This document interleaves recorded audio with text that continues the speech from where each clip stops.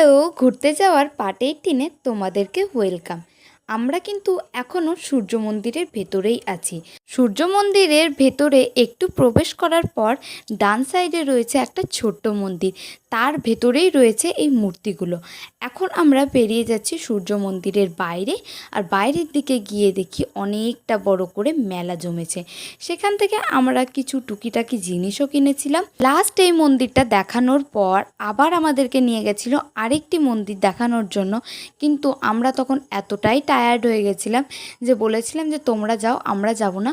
তো বাসের কয়েকজন গেছিল, আমরা কেউ সেখানে যাইনি। যেখানে গাড়িটা পার্কিং করে রাখা হয়েছিল সেখানেই আমরা কিছুক্ষণ বসেছিলাম।